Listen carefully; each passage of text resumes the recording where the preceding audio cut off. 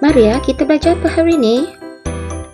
Oh, kita belajar proses penyatinjaan. Jom belajar.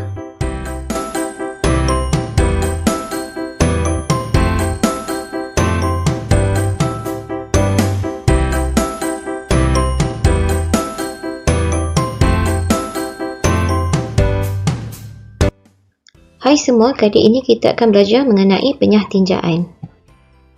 Di akhir pembelajaran, kamu semua boleh menerangkan dua fungsi usus besar iaitu penyerapan air dan vitamin dan juga bagaimana pembentukan tinja berlaku. Ini adalah rajah laluan tinja. Daripada rajah ini, kita dapat lihat kolon, cecum, appendix dan rectum. Objek yang berwarna hitam ini adalah mewakili bahan separuh pepejal yang akan melalui kolon kita secara peristalsis. Bahan ini akan mengalami proses penyerapan air dan penyerapan vitamin. Akhirnya, apabila bahan separuh pepejal ini ataupun yang dipanggil tinja ini sampai ke rektum, apabila tekanan di rektum meningkat, ia akan keluar melalui dubur sebagai tinja. Kita akan membincangkan dua fungsi utama usus besar iaitu penyerapan air dan garam mineral serta pembentukan tinja.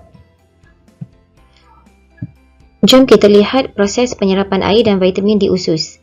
Okey, apakah bahan yang diserap? Bahan-bahan itu adalah air dan garam mineral serta hasil metabolisme sesetengah bakteria, misalnya vitamin B, K dan asid folik.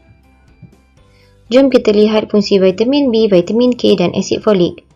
Vitamin B berfungsi untuk memelihara kulit dan saraf yang sihat serta pembentukan sel darah merah. Okey, vitamin K pula adalah untuk pembentukan trombin bagi proses pembekuan darah dan akhir sekali asid folik adalah sebagai koenzim dalam metabolisme asid nukleik dan asid amino. Seterusnya kita melihat pembentukan tinja.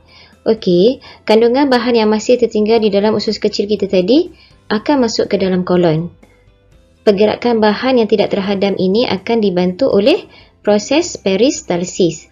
Apa yang berlaku dalam kolon pula adalah penyerapan air dan garam mineral untuk membentuk bahan separuh pepejal. Bahan separuh pepejal tadi adalah tinja yang mengandungi sel-sel mati daripada lapisan dalam usus, bahan buangan seperti pigmen hempedu, bakteria dan bahan toksik. Selain itu, dinding usus besar kita juga akan merimbiskan mukus. Apakah tujuan mukus ini? Tujuannya adalah untuk melicinkan pergerakan tinja sehingga ke dubur. Tinja pula akan mengambil masa selama 12 hingga 24 jam untuk bergerak ke rektum. Apabila tinja telah dikumpulkan di dalam rektum sehingga tekanan di dalam rektum meningkat, ini akan menyebabkan keinginan untuk menyingkirkan tinja. Semasa proses untuk menyingkirkan tinja ini, otot-otot rektum akan mengecut. Maka berlakulah proses penyatinjaan. Apakah ciri-ciri mikroorganisma di dalam kolon manusia? Okey, dalam kolon manusia terdapat bakteria simbiosis seperti Escherichia coli yang mencurnakan bahan organik di dalam kolon kita. Hasil metabolisme bakteria ini adalah vitamin K dan B. Apakah kepentingan kehadiran mikroorganisma yang berfaedah? Yang pertama, ia dapat merimbiskan antibiotik yang merencat kitar hidup mikroorganisma yang tidak berfaedah dan berbahaya kepada badan manusia. Okey, contohnya adalah Lactobacillus acidophilus yang merimbiskan antibiotik acidopilin. Mikroorganisma ini juga dapat mengekalkan persekitaran yang stabil dalam salur elementari manusia.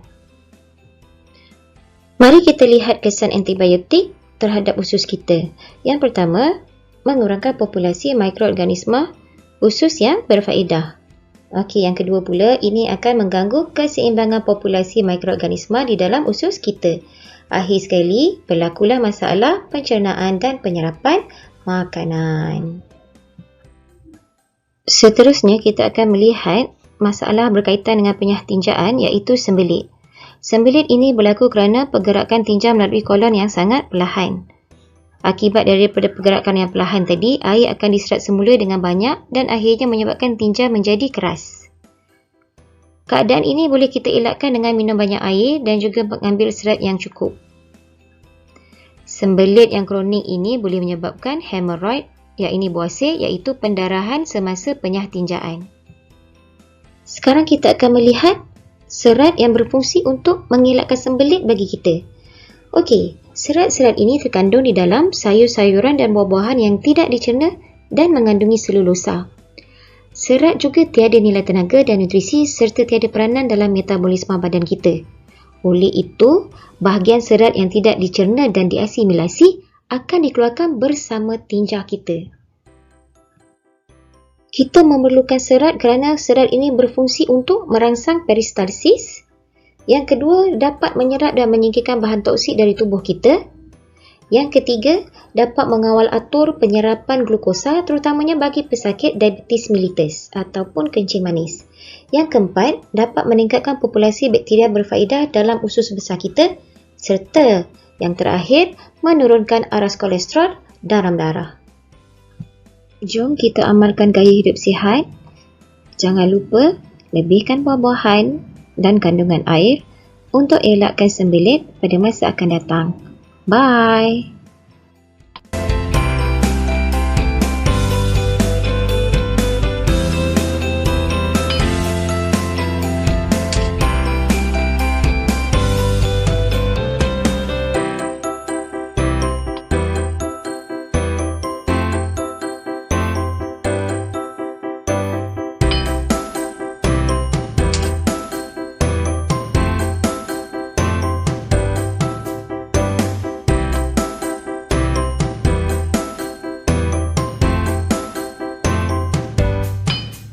Sekian saja untuk subtopik kali ini.